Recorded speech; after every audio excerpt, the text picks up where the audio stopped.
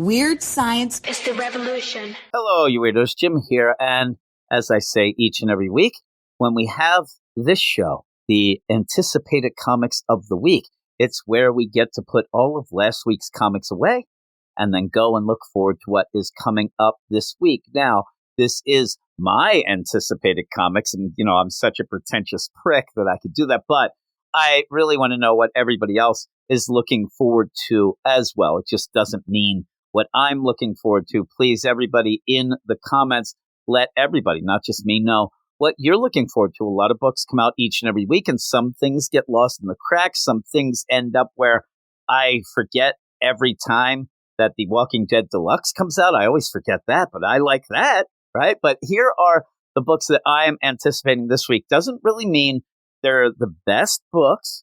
Some things you look forward to maybe to see if it gets better. Sometimes you're like, ooh, the spectacle of it. We have one of those in particular, but there's just, you know, that whole deal. These are the things that I'm looking forward to checking out. And I'm going to start at DC Comics with Batman Dark Age #1. I'm not a Mark Russell fan. I'm not even close to being a Mark Russell fan. I didn't necessarily like Superman Space Age that him and Mike Allred did, but it's a new #1. And anytime that sort of thing happens, I do like to give people the benefit of the doubt. And maybe, just maybe, Mark Russell can give me something that I like. And maybe it's Batman. Batman Dark Age #1, written by Mark Russell, art by Mike Allred. Cover price of $5.99. It's that Black Label type deal. Meet Bruce Wayne, Gotham's favorite delinquent son. In an origin story like no other, witness the boy become a Dark Knight shaped by a city in turmoil as it marches towards his prophesied doom. Set against the backdrop of actual historical events, this is something that he's really become enamored with after he ended up taking up some of that life story stuff over at Marvel. Now it seems to be his thing. Gotham comes alive, filled with the iconic characters who've loved and hated Batman over the years, like you've never seen them before. Spinning out of the Eisner-nominated Superman Space Age. And just me, I know the idea, you know, oh my God, we were nominated. That's pretty good. That just means you lost. That's just me, though. I'm a jerk like that. I am. I'm ultra competitive. And I've always said, you know, the second place is first loser. That's just how I roll. But that's the thing. You throw that out there. Mark Russell and Mike Allred return to give audiences a look at Batman as a figure in American history fighting for justice in a world gone mad. It's gone completely mad. And so I'm going to give it a shot. I'm going to read this first issue.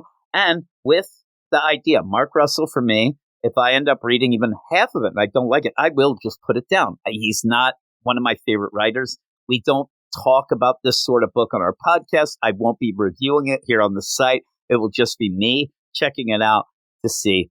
Maybe it'll surprise me. Maybe. I don't know, but I'll give it a shot. But that's it for DC. Put that DC to the side then. And obviously there's other books that are coming out. Just stuff like Detective Comics by Ram V, Flash by Cy Spurrier that I'm not really digging. So we'll see. And maybe those will even surprise me. But they're not on the list, so don't put them down. Okay. Next, we're going to go to Marvel. Marvel has a couple more. We're going to start with a book that really needs to pick up the pacing. Really needs to get going. Really needs to get some oomph because it's a book by a writer that people do really love. But I'm thinking that I'm not the only one who is getting a little bit impatient with it. It's Incredible Hulk #10, written by Philip Kennedy Johnson. For some reason, it's funny. I have written by Philip Johnson, and that changes it. That changes the game. Like Philip Johnson, like who the heck is that? Oh, Philip Kennedy. Oh, I know Philip Kennedy Johnson. PKJ. Yeah, I know him, but Philip Johnson. Art by Danny Earls. The worst thing about Danny Earls' art is it's not Nick Klein art, right? Because Nick Klein's art's awesome. Danny Earls is, putting an effort in. Cover price $3.99. The Ghost Detective takes Hulk on a mind-bending adventure through the past. Okay, so we're not going to get going forward. We're going backwards in time with the Ghost Detective. The funny thing is, if anybody here listening has heard my Manga Monday, I have a Manga Monday show. There's been a couple episodes that I put on YouTube, but it's a podcast type deal. And I made a phony, fake parody of a anime theme And in that, it does talk about ghost detectives as a joke. But here we are, Ghost Detective. I actually called it. I actually got some crap last issue, Incredible Hulk number 9, where I said, what's going on with this ghost detective? And a bunch of people commented like, that wasn't a ghost detective. That's just a guy, whatever. I'm like, no way. That's a ghost detective. That guy's dead. And here he is, ghost detective. Be funny. I say all that. It's a different ghost detective. Because how can you just have one ghost detective? And I went the ghost detective through the whole thing to say, I'm too dead for this, right? Just instead of too old because he's dead. I told you, I'm very, very tired. Frozen Charlotte is the newest monster set on delivering Hulk to the eldest and sowing macabre and murder along the way. But Frozen Charlotte, which really sounds like a knockoff band, or maybe like an ice cream treat, maybe. Emerge once like you would get it in Charlotte, North Carolina. They're known for this. It's basically frozen barbecue sauce with like raw pork. It's not very good, but they're famous for it because everybody who eats it gets just awfully sick. So there. Emerge once before. To stop her, Hulk must first understand her past. So the ghost detective takes Hulk on a noir hunt for a serial killer set in 1850s New Orleans. All right. We end up getting, I don't even know what that Shanty Town was, but they Shanty Town Ghost Rider. Then we're doing this. We're in the Big Easy, with the Frozen Charlotte. I don't get it. I just don't get it. That book really needs to start doing something. But there you go. There's the one. We'll move on. Next one, Spectacle. I said earlier, Jackpot and Black Cat number 1. Oh my. We've all been waiting for it. Oh, Jackpot. And really, we can all take bets if we're actually going to nail down any sort of ideas of what this jackpot power does. I mean, we've seen Mary Jane flying around at some point that didn't seem part of the jackpot power, but then it was, but then it isn't. The last time we ended up seeing her, she ran into Peter in Amazing Spider-Man and said she had stopped an argument. Maybe we'll see that. I'm hoping it was with Paul, and the argument ended up with her throwing Paul's clothes on the lawn. Maybe. I don't know, but it's written by Celeste Bronfman, art by Emilio Laeso, cover price of $4.99. $4.99 for Jackpot and Black Cat?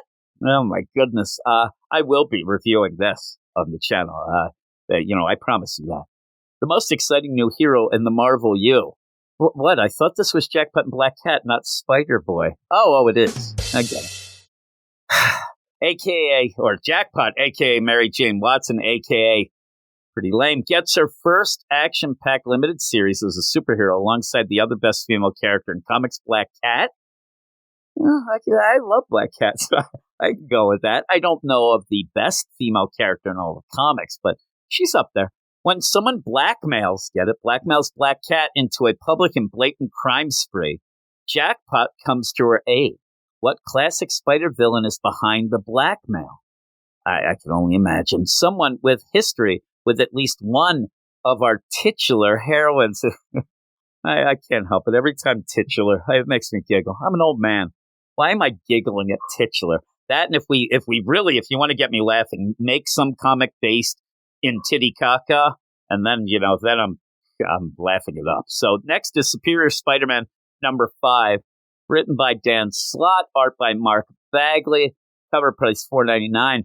I'd love to tell Dan Slott how much I like Spider-Boy, but yeah, he blocked me, just like everybody else.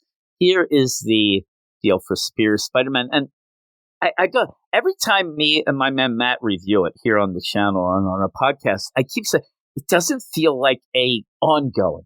It really feels like I don't know. It just feels weird. What are they going to, I just don't see it having legs because of what it is, but watch your world burn. Okay. Supernova is the living embodiment of Otto Octavius' life's work. And she wants him dead. Anna Maria Marconi is the woman he loves, but who will never love him back. Oh my. Her life hangs in the balance. Can he save her? Can he save himself? This isn't a job for a hero or a villain. This situation calls for something far more superior. Get it? That's what they did. They did it. They did it. Next up is Ultimate Spider-Man number 3. Book everybody loves. Ultimate Spider-Man is the bee's knees right now with books. Written by Jonathan Hickman, art by Marco Cicchetto, Cover price $4.99, just to point out that you get that Ultimate Spider-Man for the same low price as Jackpot and Black Cat. Makes sense. Peter Parker's new life gets even more complicated. Spider-Man, isn't that an Avril Lavigne song, right? And I mean Spider-Man. You get Spider-Man sizes up the new hero Green Goblin as they team up for a fight, new supervillain. Secrets about the corporations running North America are revealed. You'll never guess who discovers Spider-Man's secret identity. I will say that'll be one Wilson Fisk. That's who I say. Or maybe it's one Uncle Ben. Or maybe I could just start naming things. Yeah, so I'm looking forward to that. This one I'm really looking forward to. I hope it continues that gravy train of good storytelling and intriguing what-ifs. There was news. I actually was going to make a video on it of Gwen Stacy popping up. She is married to Harry in this Ultimate Universe. And you have to remember, I was talking to somebody today on YouTube about the idea that this is kind of a like what if situation, especially the Spider-Man. What if Peter didn't become Spider-Man? Well, if Peter didn't become Spider-Man, there's a good chance that Gwen Stacy doesn't die, because we all know that Peter was the one who snapped her neck. So that's it. Without that, how could she die? But I think that we'll end up having twists and turns. And I love the idea, too, because the people who didn't want to like this Ultimate Spider-Man, you know, they had to, I'm not going to get connected in with this because Mary Jane's going to get killed and then she'll be gone. But then Gwen Stacy shows up and you know that Gwen Stacy's always going to get killed. So I think Mary Jane is safe, right? That's what I think. But I do like that what if deal of, you know, if Peter wasn't Spider-Man, what ends up changing? What are the differences? How do things work? And really, when I was talking to the guy and he mentioned it, I was actually going to come up with a video of something like that. He kind of really solidified the idea in my head of these are pretty much all what if books. We said it when we reviewed the first thing. Even the idea of, well, what happened if they're, and with the X-Men, that's the big one, the polarizing book is, maybe we don't know what if is if Xavier gets taken out. Now there's nobody to kind of get everybody pull them in. So there are mutants, but they just don't have that central figure to try to help them out. Like, I want to find out about those things in these books. That's the intriguing part. It's like an alternate history type deal. I like it. I know some people are probably like, I don't like it at all. That's fine. Then you're not anticipating it. Is what happens. And you can tell me what you're anticipating, but we'll move. And that's it for Marvel. Doing this quick today. I thought I was going to be a little down. Once it started, though, I'm perking up. I'm percolating. We got the indie books now. This first one that I'm going to mention, I have no idea anything. I think somebody, maybe my man Sully, told me about the Stray Dogs book. I'm not even sure. But I went and looked at the cover. And I saw, a bunch of cats. This looks kind of crazy. And since I'm now into all these animals doing crazy stuff books, I'm in. So you have Feral #1, written by Tony Flex, art by Trish Forstner and Tony Rodriguez. It's published by Image Comics. Its cover price is $3.99. New horror from the creators of Stray Dogs. Meet Elsie, Lord Fluffy Britches, and Patch. And I mean, if there's any sort of character I want to follow in comics, it is Lord Fluffy Britches. It's what my wife calls me when she wants to get a little sexy sometimes. Usually doesn't work, though, and really, she never wants to do that. So, 3 indoor cats lost in the not-so-great outdoors. Again, I think when I heard about Stray Dogs, it was the idea of, like, it's homeward bound. It's that again. During a nightmarish rabies outbreak, without their humans to protect them, the cats rush to find their way home before they're eaten by the forest full of rabid beasts on their tails. Don't get bit. Don't get scratched. Don't become ... feral. Not Will Ferrell, just feral. We have 2 cats. And we have a cat, Finn, who's at least 700 pounds overweight. I don't get it. I actually took over feeding the cats because I thought that people were just feeding Finn every time he, meowed or maybe looked like he was going to meow. That's what I really thought. And I have put him on a diet. I think he's gained weight. I don't know what's going on. He's got a glandular problem. And he just sits there. And he looks at you. And when he's sitting, he looks like Jabba the Hutt mixed with Eric Cartman. He really does. And you just look at him and you're like, come on, dude. Like, get up and do something. We love him, though. My wife was just talking right before we started. We were talking about she's worried about him. I'm worried about him. I think he's hungry. Like, he's not hungry. Well, he probably is, but he can't eat. But the next book is Duke number 4. Of course, that's part of the Energon Universe, Image Comics / Skybound, written by Joshua Williamson, with art by, and that's the thing.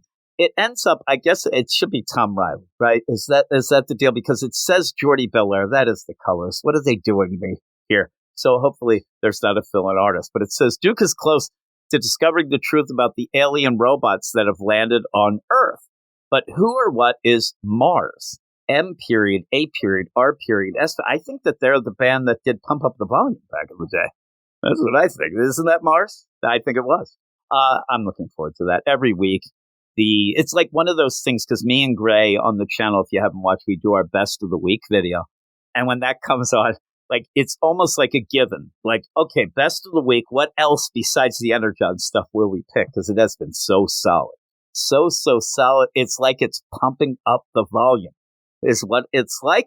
We're going to go to the next deal again. Something that, and when I end up having these things and lists and what I'm anticipating, sometimes like the Feral, it just ended up, I'm going through the comics. I'm like, that looks pretty neat. Sometimes there's a little more to it, but the next one, I just thought, that looks pretty neat. Looked in and, it's a little bit more of a, wordy solicit, but I still think it could be pretty cool. And it's a number one. I always try to jump on number ones. Back in the day, I had a podcast. I thought I was going to crack the code where I was talking about new comics, right? The comics that come out new, number one. And it was called the Number One Comic Book Podcast, thinking, oh my God, when people look up what's the number one, then that would come up. Didn't work so well. I don't know. Maybe it was me. They actually did show up, heard me, and ran.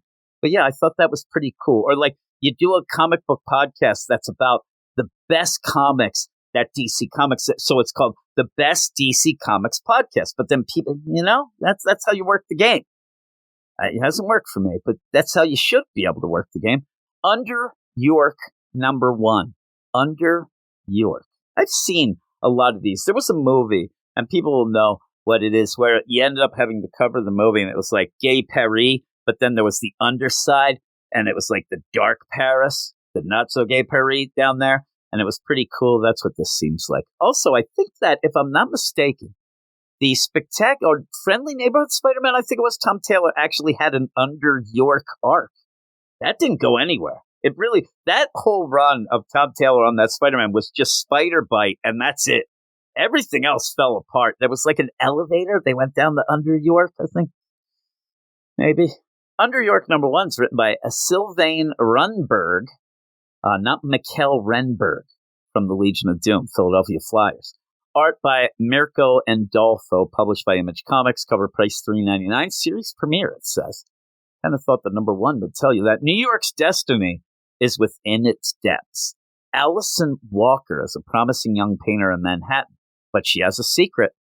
She's a painter in Manhattan. How can she afford anything? That's the secret. But also a witch. Oh, I get it. She and her family belong to the world of Under York, a mysterious underground New York where 5 powerful clans of witches have reigned for centuries. These families, with their strict codes of life drawn from the country's main communities, African, Irish, Chinese, Mexican, and Amerindian, practice magic as powerful as it is dangerous. Why is this solicit making me less excited? For generations, they have been hunted and persecuted. Today, they secretly influence life on the surface and its inhabitants. Their revenge is to participate in the destiny of a world that banished them. And this is the universe in which Allison Walker grew up. The universe she fled and doesn't want to hear about anymore until fate catches up with her. The end. I think I just read the first 3 issues. Yeah, you gotta do these. There is a kind of an art to these solicits that you kind of want to give them enough to get excited. Maybe kind of, not lie, but maybe like push the excitement to it and what is going on. Not like that. That wasn't great, but I'll still check it out. We'll see. Hopefully, I probably know more about the book now than I will when I get done that first issue. But there you go. Under York, number one. The next is Conan the Barbarian, number 9. Everybody loves the Conan the Barbarians, don't they? written by Jim Zub. Art, it says Dean White, Roberto de la Torre, published by Titan Books. Cover price $3.99. If you didn't know, I had a long-running feud with Jim Zub. Years it went on. He didn't even know he was in it, but I was, and I knew. But then he actually apologized. There was something that was a little bit of a miscommunication, still rubbed me the wrong way. Nothing he said about me, but something he was saying about somebody else that I was friends with, and it rubbed me the wrong way. And I started the feud he didn't know about. But then when he reached out and told me and explained himself and actually apologized, because he went back to check it out, and it did look pretty bad, he said. He's been sending me the review copies to the Conan the Barbarian. See, that's what feuds get you. Free comics. Beyond flesh, beyond death, beyond time. Conan has traveled far and seen much in his legendary journeys, but nothing he has experienced thus far can prepare him for a quest to lands beyond to answer dark riddles of the past. See, there you go. That sentence tells you jack crap, but it feels right. It feels like a Conan thing. You're confused. You're like, you dark riddles, quest, lands, Conan. I'm in. You're like, all right, I'm in because I don't know what the hell that said. I got to read this issue and find out what this means. They did it. Congratulations. Unexpected allies await. See, it keeps going. Fierce enemies loom, and the strange power of the Black Stone stirs in all capital letters, the age unconquered. Boom. That's how you do it. That is how, see, under York, you got to start talking about twisting and turning dark riddles in a underneath New York that is so crazy you never believe it. I see. I don't write solicits, obviously. I should have. If I actually would have known, I would have written up a solicit. It would start with "in a world where," and then you just go from there. It all writes itself. One last one, and this is something that I'm interested in only because I've been interested in checking out the main deal, and it's the Goon by Eric Powell. Not like that sexy stuff that they say. The Goon, and this is a miniseries. The Goon, Them That Don't Stay Dead, #1. And here's the thing. I'm putting it on this to just, hey, everybody, this is coming out because maybe it could slip through the cracks. What I think I might do, though, is go and read a bit of the Goon and then come back to this. But I'm still kind of anticipating it, just maybe a little more down the line. But the Goon, Them That Don't Stay Dead, #1, written by Eric Powell, art by Eric Powell. Double Trouble, they call him. Published by Dark Horse Comics, $4.99. To mark the 25th anniversary of the Goon, Eric Powell returns with an all-new miniseries, Them That Don't Stay Dead. The return to Lonely Street hasn't been easy for the Goon. I tell you, I haven't even left that. And Frankie. And just as they finally got to the various gangs of bloodsuckers and night stalkers back in line, and they can finally relax with a nice night out bowling, and a new threat appears. Doesn't it always? That bowling is bad luck. One that will shake the very foundations of Nameless Town. Also, Spider gets hooked on the junk. Drama with an exclamation point. See? That's pretty good because I'm like, who's the Spider and how do I get the junk? Is what you're saying. I know you are too. But yeah, and then it says drama at the end with an exclamation point. That's pretty cool. So yeah, those are the books. That's it. That's it for the books. Ay. I hope that I didn't annoy too many people tonight, but yeah, these are the books that I'm looking forward to, some for different reasons, some for, man, I can't wait, some for, this is going to be crazy, right? But with all that, again, please let me know what you're looking forward to, and maybe some things that I said, you're like, maybe you're a fan of the Goon, and you're like, well, you know why this is really good? Because of this, and Spider's that, like, that stuff. Talking about comics, it's so fun to talk about comics. And see, I say talk about, not fight about. And half the times the fights now aren't even about the comics. They're about the people who read this and who's doing that and stuff like that. And it gets so ridiculously tiresome when it's just video and thing after thing of like why this is terrible or why you should hate this. And I'll never tell anybody why they should or shouldn't do anything, let alone hate comics. I hope that most people, when they listen, even things that I don't like, they realize, that we all love comics anyway, and it's just critical opinions. And, I don't know, honest opinions. That's what I try. Critical and honest, and with a lighthearted humor twist. See, I'm trying to make up a solicit for the show. It's not working. I'm just as bad as Under York, right? I have like 800 paragraphs, and by the end, you're like, I don't even know what the hell this guy's saying, which probably is the nutshell of this show. But again, let me know what you are looking forward to. We have a bunch of things coming up this week. I have a bunch of things. If you are a fan of the channel, I'm going to have a bunch of videos and stuff like that. My plan is actually to review each day, have a review of a comic, and then a news item, and then also maybe like an editorial thing.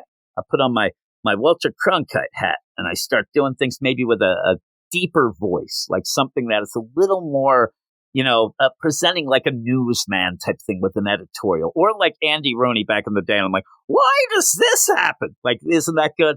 I'm already losing people. All right, that is it. That is it, everybody. Thank you, and I will talk to you all later. You are all weirdos. Weird science is the revolution. Weird science is the revolution.